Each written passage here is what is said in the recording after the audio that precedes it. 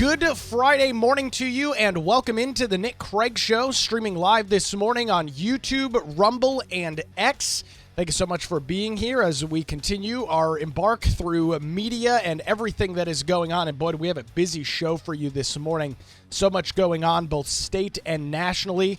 Donald Trump is set to be in the state coming up in just a couple of hours this morning. We'll talk about that in relation to everything in the news today. Want to remind you that if you want to keep up to date with the podcast 24/7, check out the show in your favorite podcast app. Just search for The Nick Craig Show or visit nickcraig.com. You can listen on your computer there as well.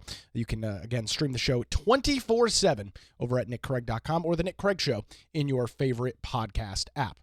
Let's jump into the big national news this morning that's got a huge North Carolina connection. This coming out yesterday afternoon as Donald Trump signed a memorandum at the Oval Office in which he is asking his Department of the Interior Secretary to find a path for full federal recognition for the Lumbee Tribe. This again happening yesterday afternoon. The memorandum requires the Secretary of the Interior to have a plan on Trump's desk within 90 days or so to assist the Lumbee Tribe in obtaining that full federal recognition. Now, why is this significant?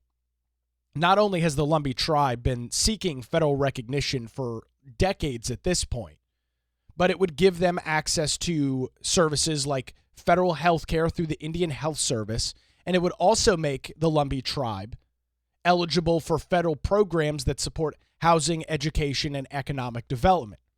Now, here in North Carolina, the Lumbee Tribe, which is where it is centered, is in Robeson County, which is a couple hours west here of Wilmington. This is a big deal.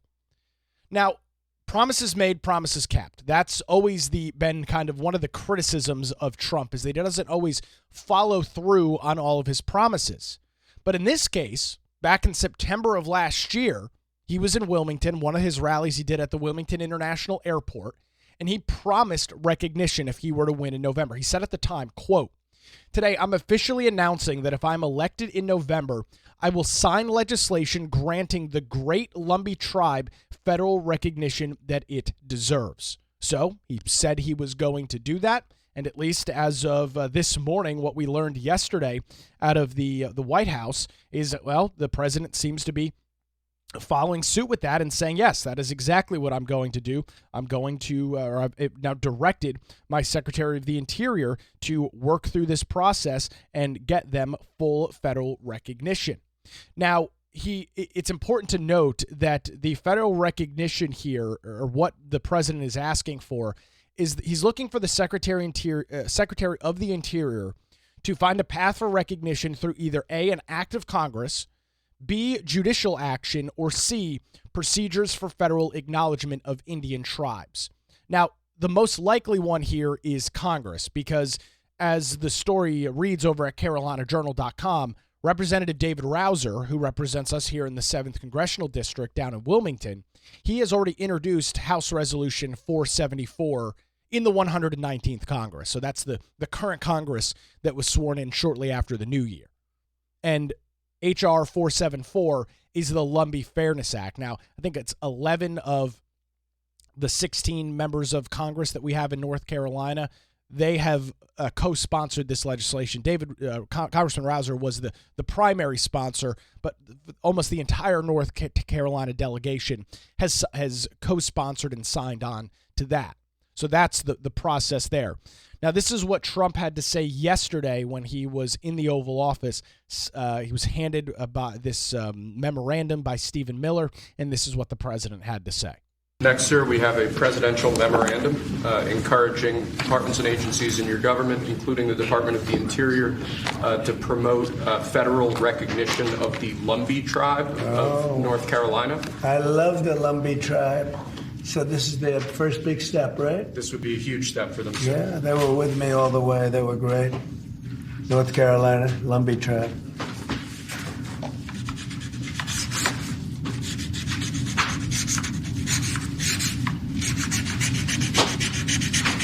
Okay, you'll send them a copy of that? Yes, sir. They were great. Okay? And if you'd like, I could get them that pen, sir, as well. Yeah, let's do that. So that's as it happened yesterday in the Oval Office, and the tweet here from the @TrumpWarRoom X account: promises made, promises kept. Trump said he was going to do it, and now in fact, he's done it. Now, he doesn't have the authority himself to grant the Lumbee Tribe full federal recognition, and that's why, as I mentioned in the memorandum, it has to go through one of those various avenues. And it does seem like Congress is the most suitable, viable avenue for it, probably the easiest. As I mentioned, there's already been legislation introduced in the House to do this, and we did see some responses from our senators. Tom Tillis commenting on X yesterday afternoon after Trump did this in the Oval Office, saying, "Now Congress must do its job, fulfill its promise, and pass the Lumbee Fairness Act to make this federal recognition law." So that's what Tillis is saying, indicating he will spearhead this in the Senate. So another promise made, another promise kept by Trump. Now, it's important to note that the Lumbee Tribe has had multiple pieces of legislation come out of the House, and it's been voted successfully in the House, even as recently as just a couple of months ago, in the waning days of the 118th Congress. A similar piece of legislation to the Lumbee Fairness Act that I just mentioned that was introduced this Congress was introduced. It did pass the House. This was during the time of the government shutdown, and it did not make its way over to the Senate for a vote. Obviously, Trump signed this memorandum, and he's going to want to see follow through on this. So if the Senate is still hesitant to pick and take this up, you can imagine that there will be some pretty strong arming by the president to make sure that this happens. Now, Representative Jared Lowry, who represents Robeson County in the North Carolina House, he is a member of the Lumbee Tribe, and he told Carolina Journal last night, quote, "I'm thankful for President Trump continuing to keep his promise to bring justice to the Lumbee people." Now, important to note here that the Lumbee Tribe already has state recognition in North Carolina. That was done back in 1885. And the tribe did gain some levels of partial federal recognition back in the mid-1950s. However, the partial federal recognition does not open up and does not allow them access to really the main things that the reason that the Lumbee Tribe is pushing so hard for this federal recognition, which is healthcare through the Indian health system, and some of these economic opportunities that you see other federally recognized tribes get. So how exactly this plays out over the next couple of I guess weeks and months, 3 months, 90 days from yesterday, is when Trump has asked for this to have for the secretary to have something on his desk, some sort of plan or path forward. Not exactly sure. Seems like Congress is the best route as of right now. So that is some huge news. This has been a very long time coming here in portions of southeastern North Carolina. And obviously they've been fighting for this for, again, quite some time. So we'll track and keep an eye on this and see how Trump gets involved if the Senate is unwilling to move this legislation at a pace in which he is happy with and wants to do. So that is a huge story that we're tracking this morning, and that headline's over at carolinajournal.com. With that, Trump signed more executive orders yesterday in the Oval Office, had kind of another impromptu press conference. It is safe to say now, Trump was sworn in, took his oath of office at 12:01 p.m. on Monday. He has already spoken more with the media. And when I say speak to the media, not these set up, pre-staged, pre-planned interviews like you saw with the previous administration. I'm talking about actually having conversations with the media, a back and forth. You ask a question, I give you an answer. You ask a follow-up, I may or may not respond. Trump has done more of that in the last 3 days. Today's Friday. Friday really hasn't even begun yet, really, for the president. He has not meeting with the media or anything like that yet. In the last 3 days, he has done more in terms of conversations back and forth with the press than Joe Biden did in 4 years in the Oval Office. So anybody that yells and screams about transparency and Trump is a dictator and doesn't do this, that, and the other, he's spoken more with the media. He has given his opinion and expressed his thoughts on things more articulately in 3 days than Joe Biden did in 4 years in the same position. And it's great. We should be able to hear from our president. He should not be sitting in a basement hidden away from the media, where the American people for periods of time have no idea if he's even dead or alive because you haven't heard anything from him in 2+ weeks. And now today, Trump's going to be in North Carolina a little bit later on today, and then he's going to be out in California, in which he'll be probably asked and answer questions on his way to the helicopter from the White House. He'll be asked questions here in North Carolina, which he'll answer. He'll answer questions in he'll get asked and answer questions in Los Angeles, and then he'll probably get some more questions shouted back at him if he makes his way back to the White House tonight.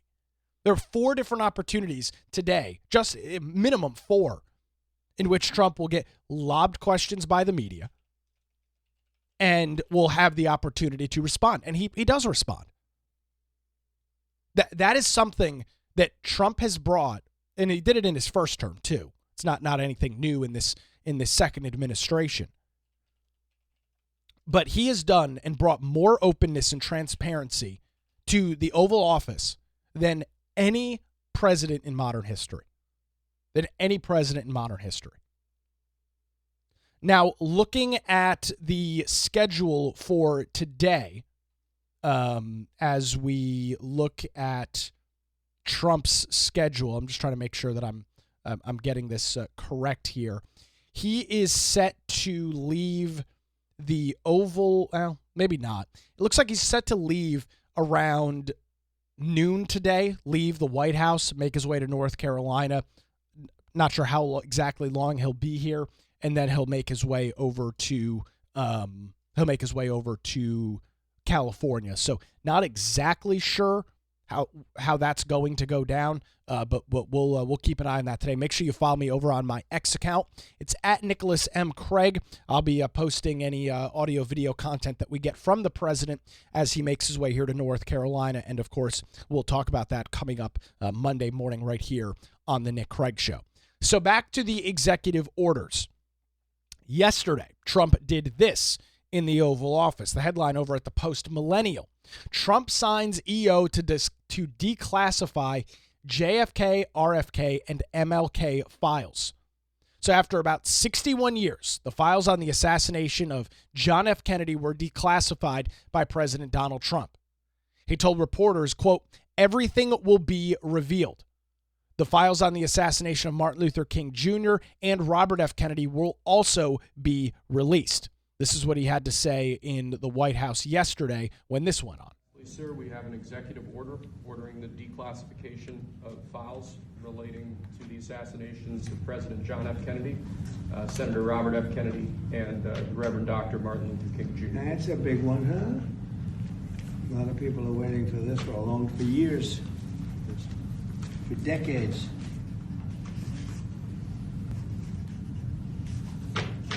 And everything will be revealed. Okay? Give that to RFK Jr. Yes, sir. So there you go. That was yesterday in the Oval Office where Trump signed that executive order as well. What exactly the declassification of all of this is going to look like kind of remains to be seen. How much information will actually be published and brought out. Not exactly sure, but we'll wait and see. I don't know how long that process takes for some of this stuff to be released, some of this stuff to be brought out. But again, another executive order signed by Trump yesterday. With that, we also got another cabinet position confirmed for President Trump yesterday, Thursday. It was the Senate that confirmed Trump's pick for the CIA, Director John Ratcliffe. That was in a vote of 74-25. Ratcliffe is a former congressman from Texas and also served in the first Trump administration as the Director of National Intelligence for around 8 months. When Trump announced that Ratcliffe was his pick of the CIA director, he wrote on Truth Social at the time, quote, "Ratcliffe has always been a warrior for truth and honesty with the American public. The incoming CIA director is reportedly expected to come in like a wrecking ball to DEI programs within the agency. Ratcliffe's experienced much scrutiny after he was tapped by Trump in the president's first term to be the head of the Director of National Intelligence. At the time, he was questioned over his experience and if he was qualified for the role. However, this time around, the nomination process for Ratcliffe to lead up the CIA has been much smoother, getting bipartisan approval from multiple Democrat senators." So that happened, and this is now Trump's second Secretary Cabinet pick that has been confirmed by the Senate. He's now got Marco Rubio as his Secretary of State and John Ratcliffe as the head of the CIA. With that, everybody is continuing to wonder about what is happening with the Defense Secretary nomination, Pete Hegseth. Well, yesterday as well, the Senate narrowly passed a vote clearing President Trump's Defense Secretary Pete Hegseth to proceed for a final confirmation vote. The senators voted 51 to 49 to invoke cloture, ending the debate on Hegseth's nomination and allowing the body to move ahead to a final vote. The nomination, as you are well aware, having followed this, has faced severe opposition from senators questioning his views on a variety of issues. You know, I had the opportunity to watch Hegseth's hearing that took place, I guess it was it last Monday, I guess, or last Tuesday, early last week. And it was disgusting what we saw from the predominantly the Democrat senators on that committee. They used their positions of power, of which are not absolute, I'll note. But of course, they are elected to those positions. They are supposed to be representing the people in which they were elected by. We watched them bring up ridiculous, stupid, nonsensical arguments against Hegseth, demagogued him very similar to what we saw with Brett Kavanaugh. And I shouldn't say to the surprise, but Hegseth did a phenomenal job dealing with it. He did not cower down to the pressure. He did not allow the Democrats with their ridiculous lines of questioning throw him off his game. He sat there with a straight face, answered the questions, did not play in to the liberal narrative that he's an alcoholic, he's a woman beater, he doesn't think women should be in the military. All of the things that the Democrats threw out at him, he didn't play into it. However, this is going to be a very, very tight vote because we learned yesterday that Lisa Murkowski, as well as Susan Collins, Murkowski from Alaska, Collins from Maine, both Republicans, throw that in air quotes for you, both Republicans broke rank with their fellow Republicans and urged against advancing Hegseth's nomination. Murkowski said this: "I commend Pete Hegseth's service to our nation, including leading troops in combat and advocating for our veterans. However, these accomplishments do not alleviate my significant concerns regarding his nomination." Murkowski acknowledged Hegseth had revised and revisited previous statements about women serving in combat roles during his confirmation process, but said she remains concerned about the message his confirmation would send to women currently serving in the military. Susan Collins made a similar statement saying, quote, "Currently thousands of women are serving in combat roles and many others serve in non-combat functions. Their service is essential to the success of our military." However, despite those two individuals breaking ranks because they got to live up to their part, their character of constantly being against the Republicans, Hegseth will become the next defense secretary when the final vote passes with probably the exact same margin. So that's kind of how that process is going to go down. Now, he could be confirmed, by the way, as late as like tonight.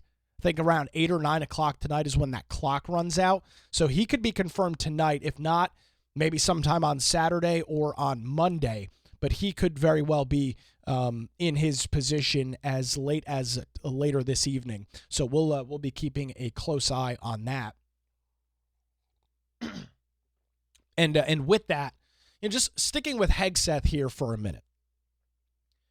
The arguments that he made, and made these on podcasts, wrote some comments in his various books that he's got out. And of course, the left, and I guess Susan Collins and Lisa Murkowski, are incapable of dissecting the argument that he was trying to make, which was not that women should not be in the military. That is a ridiculous assertion to make off of what he said. However, the left has no standards, so that's what they did.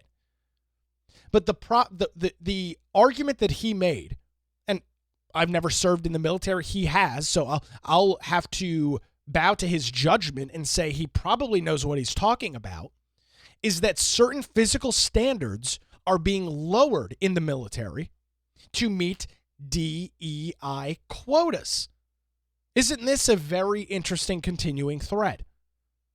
You have certain combat roles in which individuals need to be able to lift a certain amount of weight. And some of those standards, according to Hegseth, have changed so that they can fill various DEI quotas across the military. Potentially putting U.S. service members at risk in literally life or death situations on the battlefield. From what I read, from what I listened to, and what I saw, that was the argument that Hegseth was making, which is right on brand with the rest of this disastrous DEI idea that is brought forward by the left. This is all that they do. So does that sound unrealistic, that it's not a good thing to change certain physical requirements and standards when you're talking literally life or death? That's what Hegseth is referring to. That's what he said in his Senate testimony. That is what I'm referring to. That is what I'm talking about. But for Lisa Murkowski and Susan Collins, the moral, principled conservatives that they are, stalwarts of the Republican Party, they, of course, are falling exactly in line with Democrats because realistically, they both are Democrats. And it's high time that those two are primaried out of their positions. And by the way, thank God the Republicans overperformed in the November election in the Senate, picking up multiple seats that they weren't expected to, including the Pennsylvania Senate seat with David McCormick. Because if not, Murkowski and Collins would have just spearheaded Hegseth's nomination. Anybody that tells you elections don't have consequences, voting's not that important, this is the result of voting.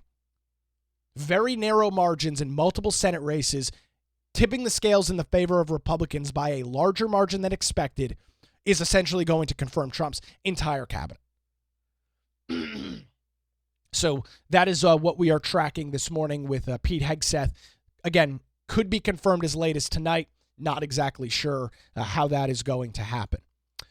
With that, with the Trump administration now in full swing, we are hearing more and getting some more information about immigration raids, something that Trump promised and something that he ran on, that he was going to deport individuals, violent criminals that are in our country, breaking our immigration and asylum laws.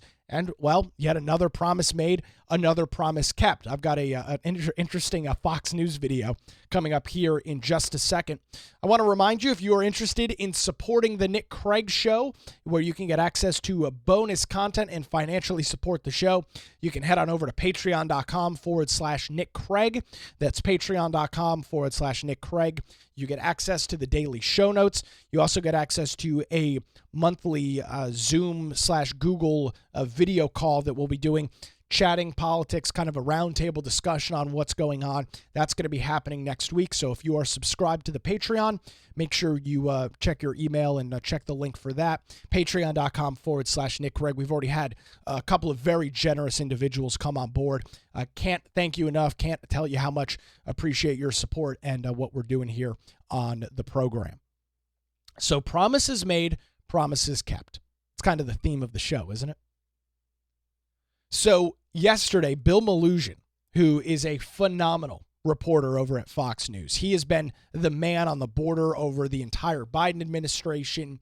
He has been tracking the lies that we heard out of, well, Biden and Harris and everybody else associated with that administration. Alejandro Mayorkas, right? The border was closed. It's operationally secure. All the lies that we heard from the administration. Bill Melugin has not only called those lies out, but he has shown with video evidence what exactly is going on.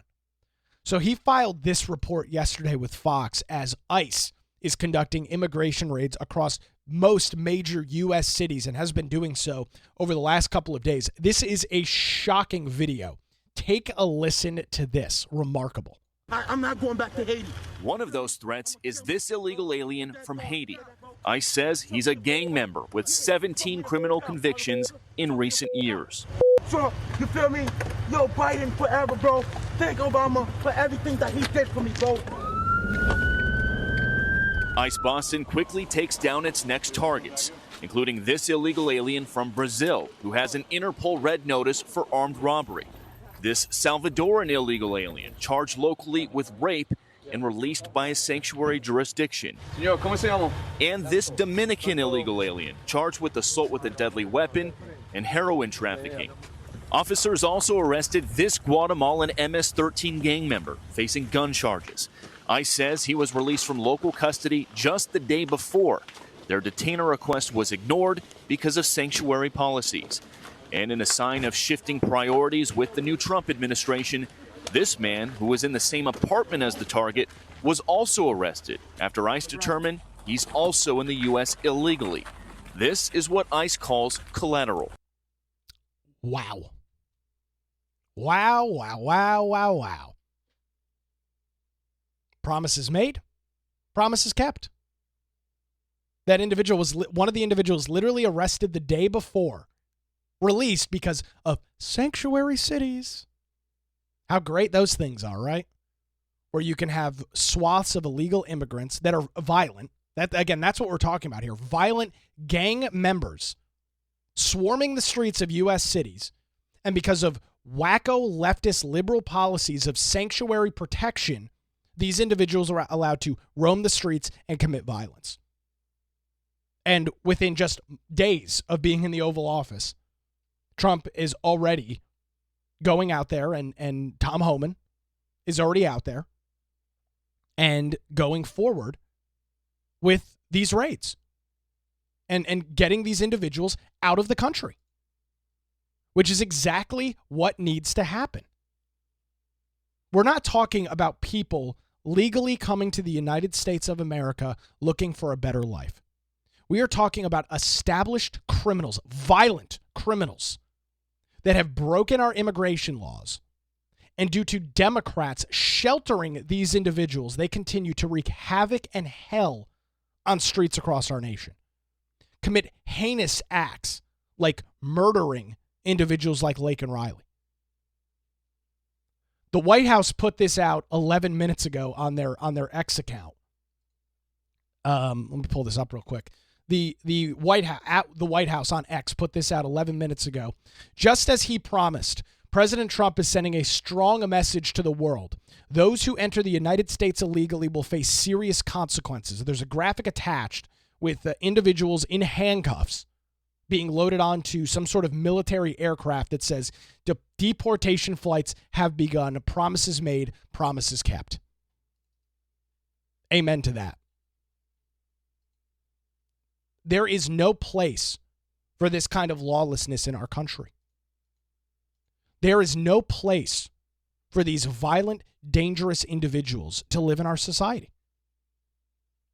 And this is something that is going to be very politically, I say unpopular, because the media, left-wing media, the same ones that are in favor of sanctuary cities and sanctuary states, those same individuals are going to find unique cases of individuals getting deported or having them separated from their families, whatever the case may be.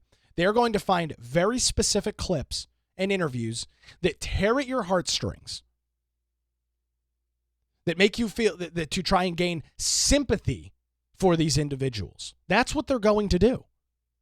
So when I say this is going to be politically unpopular, this is the right thing. This is what needs to be done.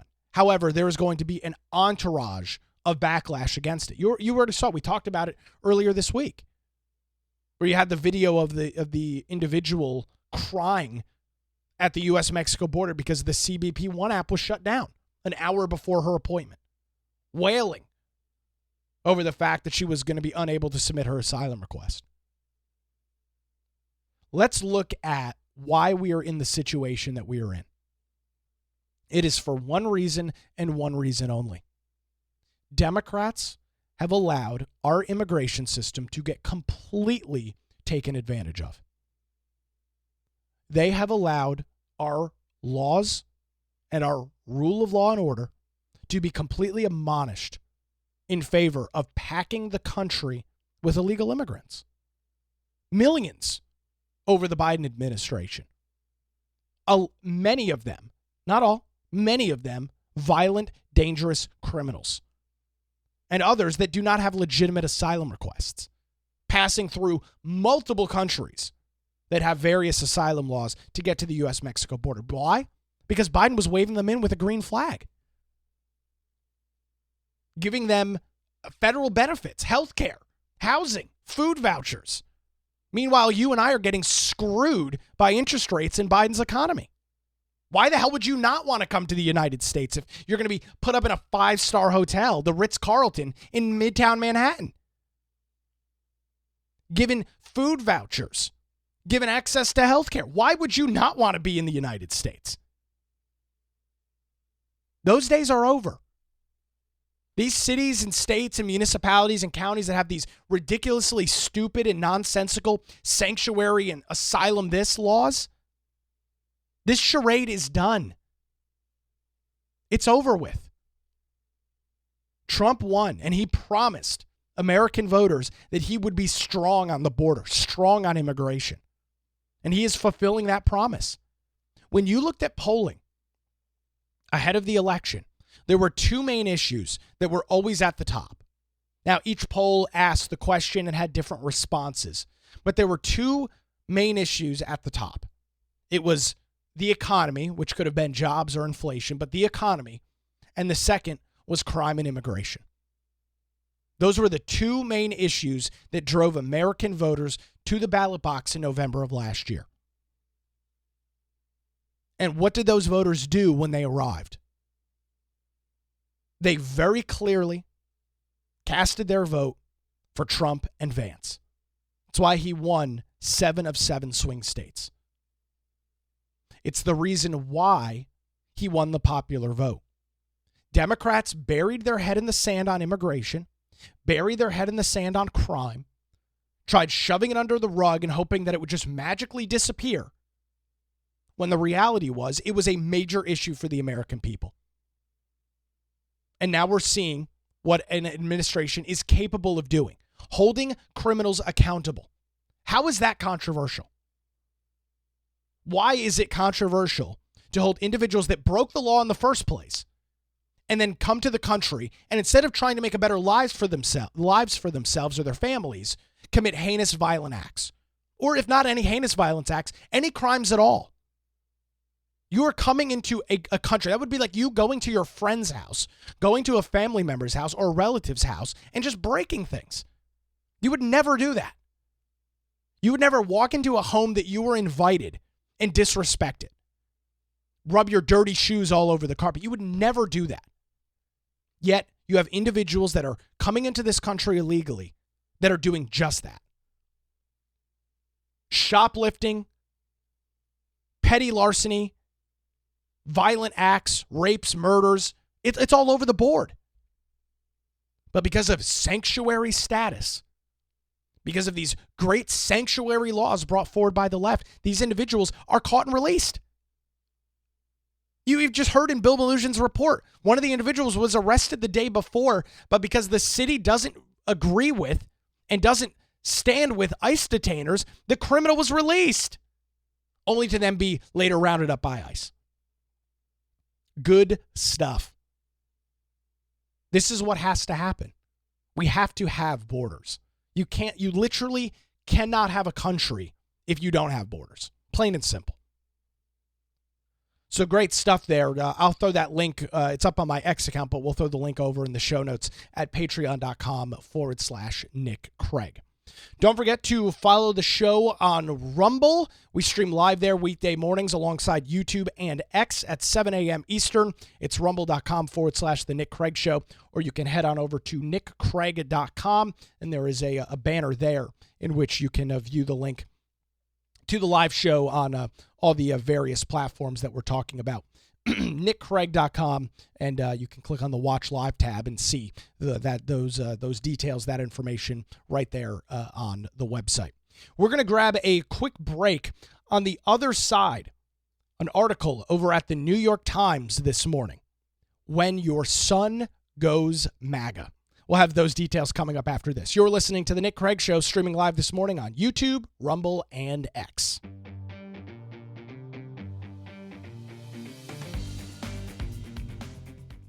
And welcome back to the Nick Craig Show, streaming live this morning on YouTube, Rumble, and X. I greatly appreciate you being here and joining us live this morning. Don't forget that you can check out the podcast 24/7 by visiting nickcraig.com or searching for The Nick Craig Show in your favorite podcast app. So, story over at the New York Times this morning. When your son goes MAGA. Pretty scary proposition. The article's written by Kaylee Halterman, and it recaps a couple of families that are having some major issues because their young children, specifically their young sons, voted for Trump. And that, of course, is a major issue. I wanted to read through this morning because it just kind of goes back to the absurdity that we talk about with the left and how they have their complete and total inability to accept other individuals that have different viewpoints. Yet they're the same individuals that yell and scream diversity, equity, and inclusion, and openness and willingness, and we need to believe everybody. Everybody's entitled to their opinion. Yet, if you're a Republican, if you're a conservative, if you're a Trump supporter, you're a devil. Your political opinion is wrong. You're damaging the country. You're damaging society. So let's read through it. It's easy for Alex Baer to gush about her son Eli, whom she describes as a generous and thoughtful college junior who had a serious skateboarding phase. It's much harder for her to talk about his politics, however. Miss Baer, who's 59, is a Democrat in Portland, Oregon, surprise, surprise, who enthusiastically voted for Vice President Kamala Harris in the November election. She and her ex-husband were appalled that Eli, who's 20 years old, decided to cast his first vote in the presidential election this fall for Donald Trump. Uh-oh. When Eli brought a Make America Great Again hat home from college this summer, Miss Baer threw it in the corner of his bedroom. They argued about guns, immigration, and abortion, struggling to do so without permanently damaging their relationship. Miss Baer wrote in a moment of frustration during a text message exchange with her son, "Facts don't matter to you. Love you. Have a good day." That's very encouraging from a mother. A few months removed from Mr. Trump's victory, the two have arrived at an impasse. Miss Baer worries her son is being swayed by conservative opinions fed to him on YouTube and Instagram. Ooh. YouTube and Instagram. It's probably a good time for me to tell you that you can subscribe to The Nick Craig Show on YouTube, youtube.com/at The Nick Craig Show. You can also just search for it and view the link at nickcraig.com.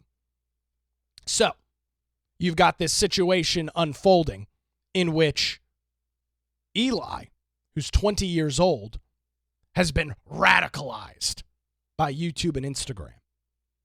Eli feels like he is simply learning to think for himself, a quality that he admires in Mr. Trump. It should say President Trump, but it's the New York Times, so what the hell. Eli said in an interview, quote, "He's not afraid to say what he thinks. It seems like what he says is coming from him instead of coming from a big cabinet behind you, telling you what to say."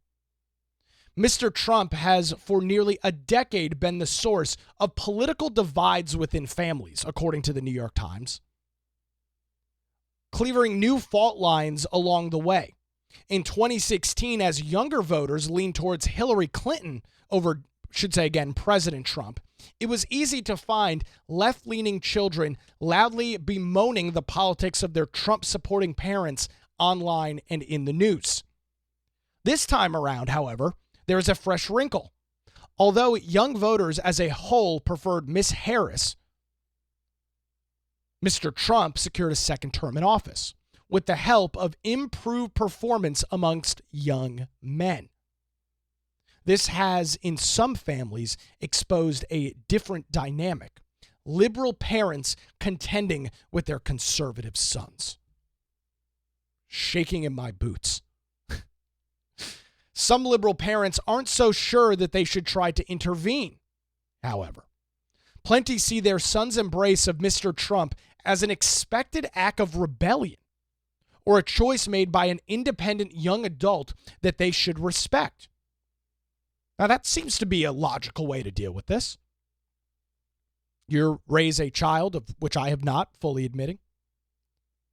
They grow up, they start forming their own worldview, they have their own opinions. Yet, because the left is so deranged in their political ideology, they can't really wrap their head around their young sons voting for Trump. They're being radicalized by YouTube and Instagram and X and Elon Musk. It's the worst thing that's ever happened. Oh, the humanity.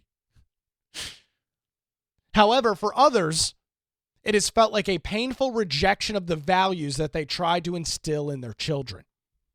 Miss Baer, who adopted Eli from China when he was 10 months old, said, quote, "I've had to do a lot of soul searching and reading about it to not feel like I failed as a mom."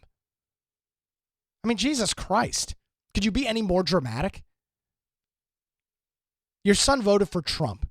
There's two main parties in a political election, the Democrats and the Republicans. Your son voted for the Republican. This ridiculous sort of nonsense is exactly probably why your 20-year-old son is voting for Trump. Listen to this. She says, in tearful therapy sessions, Miss Baer has come to believe that pressuring her son to share her views was only making him more deeply entrenched. So she's crying to her therapist about her son supporting Trump. Yeah, it's no wonder he's supporting Trump. This woman sounds like a basket case. Over Christmas break, the pair watched The Godfather 2. Thank God it didn't say Godfather 3. And hiked in Forest Park, avoiding any talk about politics. Eli said he was confident his close relationship with his mother would survive their political differences. This is what Eli had to say. He's 20 years old. His mother is 50-something. Quote, "I love my mom." And now says, "I'm not going to wear my MAGA hat around her. I want her to stay a part of my family." That's a very mature reaction. That's a very reasonable, legitimate, thoughtful response to his insane mother who is bawling out her eyes in therapy sessions and reading books about how she's failed as a mother.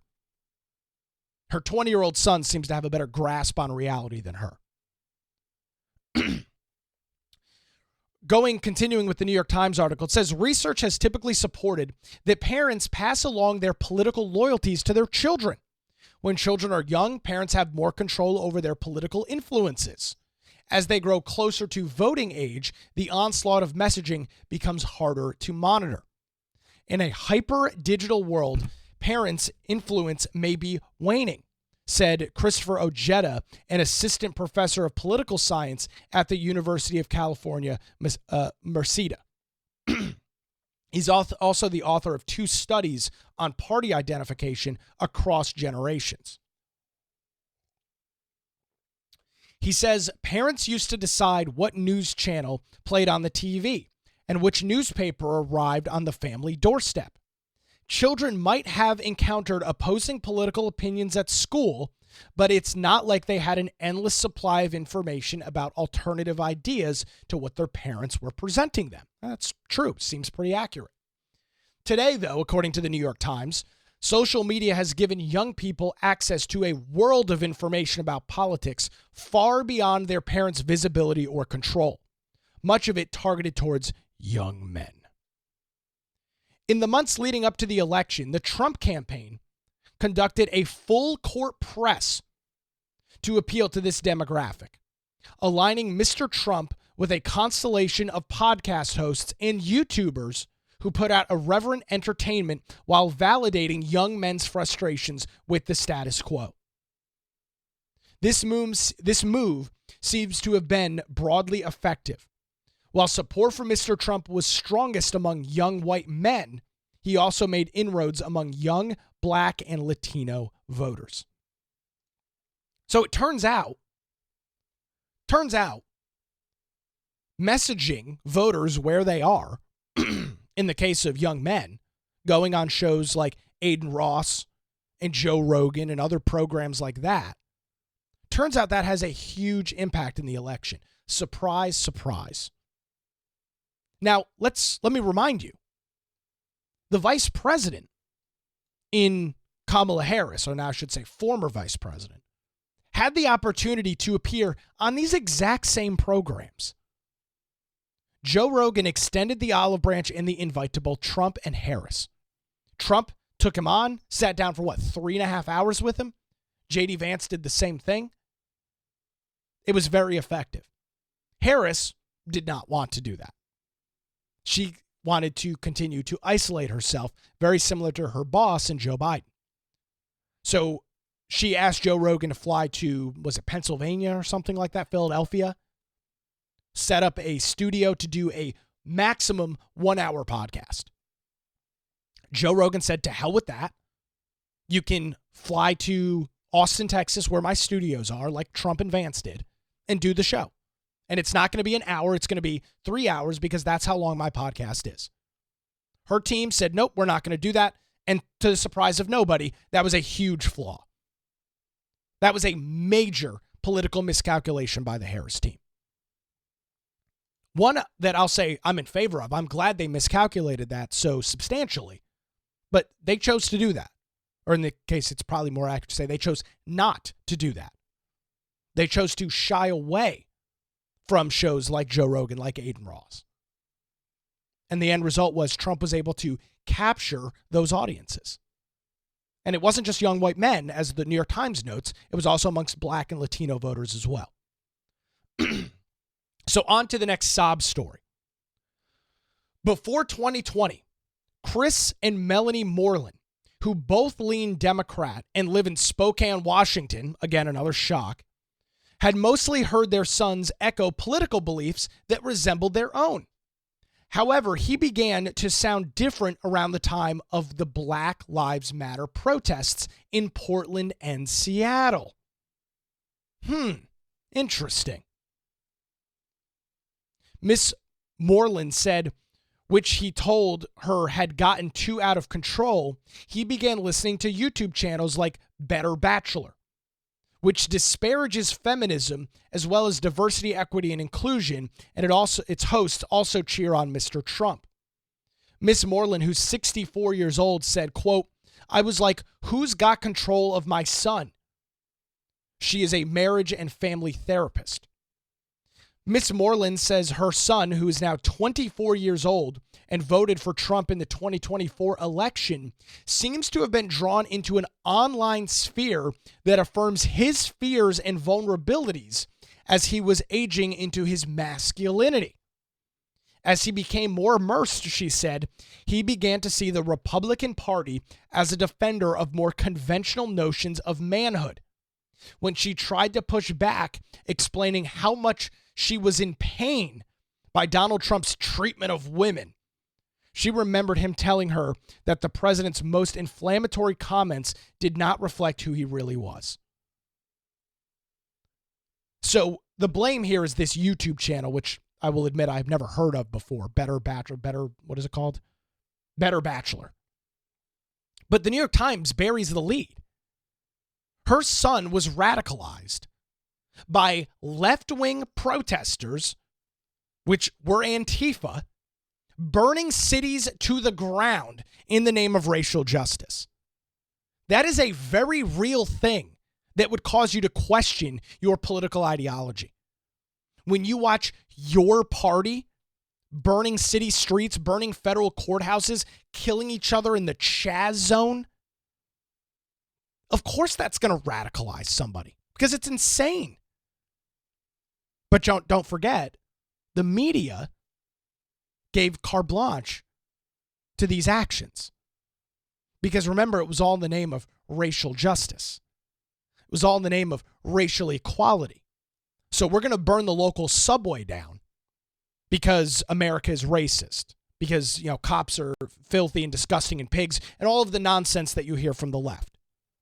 Nothing screams racial equality like burning small businesses to the ground. That's really going to increase any sort of racial issues that you feel are happening in our country.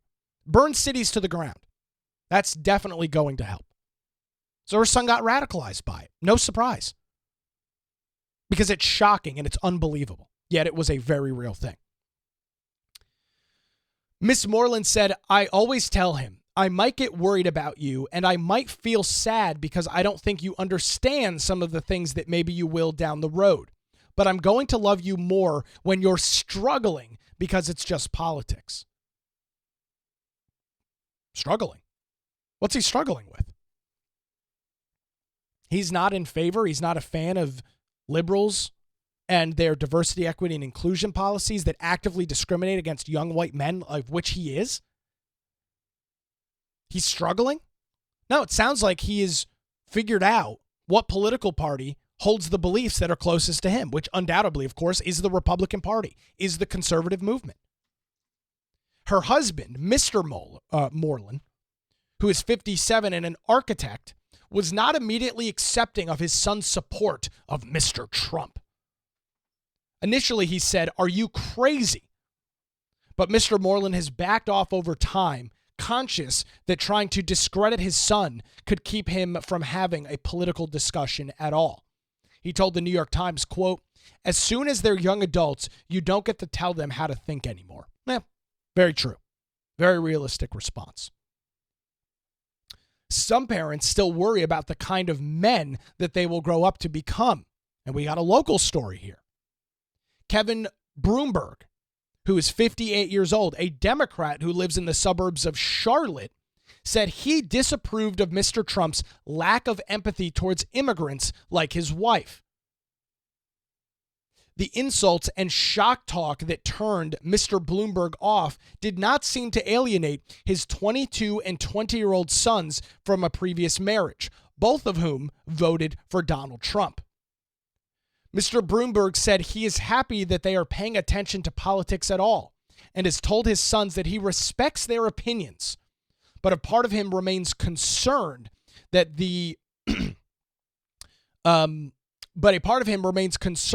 of the callousness he sees in Mr. Trump and the Republican Party will find a way into his children. He told the New York Times, "Look, I'm not worried about my kids becoming educated on these issues. What I don't want is for my kids to become these cruel people." So Trump and the Republicans are cruel because we're not okay with MS-13 and the Sinaloa drug cartel having cells throughout the United States? That makes Trump and the Republicans cruel? I don't think so. Again, it's the realistic, reasonable response to issues like illegal immigration that are, quote unquote, radicalizing these young men. Parents who have been warned against hovering like helicopters seem to understand that micromanaging their children's party affiliation is probably not setting them up for independent lives. Still, they don't necessarily consider that the children they taught to think for themselves might someday vote differently than they did. That goes for parents in both parties. A decade ago, the conservative talk show host Dennis Prager wrote in the National Review about right-leaning parents gawking at their progressive children. He said at the time, "As a father of two sons, I readily admit that if they became leftists, while I would of course always love them, I would be deeply saddened." He wrote before concluding that young people were internalizing left-leaning values from radical universities, which we know is absolutely the case. That's where the indoctrination is taking place. Mike Rosenchild, a therapist in Austin, Texas, says he more frequently hears from families whose political fractions stem from a conservative older generation sparring with a more progressive younger one. And by the time they reach his office, it is usually the case that nobody feels heard and everybody feels invalidated. Parents often feel anxious to ensure that their children moving into adulthood do not become destructive forces in society. And young people are hardwired to reject pressure from their parents, whether by piercing their nose or by voting for a candidate whom elderly family members despise.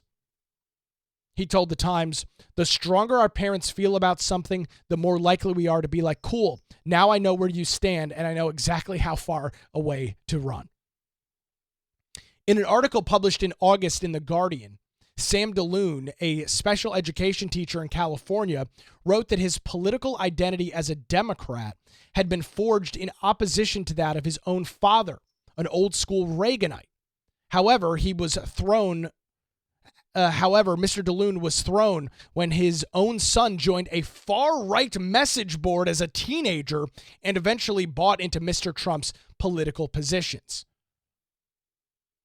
So this guy's saying, yeah, my father was a Reagan conservative, a Reagan Republican.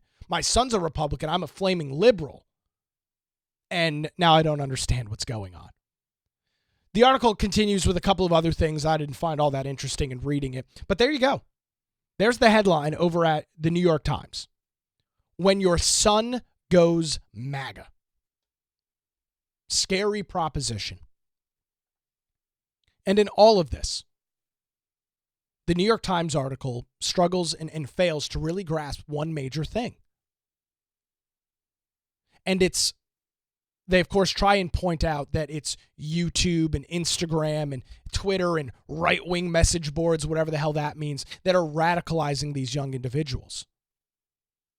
I think it's the complete opposite. I think it's the attempt by mainstream media, the NBCs, the ABCs, the CBSs, outlets like the New York Times and the Washington Post. These outlets trying to normalize and trying to bring up various issues, like the one that was used in the article about Black Lives Matter and Antifa burning cities to the ground back in 2020. These outlets trying to normalize that behavior and give those individuals a free pass for what they're doing, the crimes that they're committing, all in the name of racial equality or justice that is truly pushing this younger generation to the right. Now, let's be honest. Do podcasts like Joe Rogan have an impact? Absolutely. No question about it. But the incessant, and when I say incessant, I mean incessant, carrying of water of Democrats by the mainstream media has, I believe, single-handedly had the biggest effect on this younger generation swaying more to the right. There's no question about it.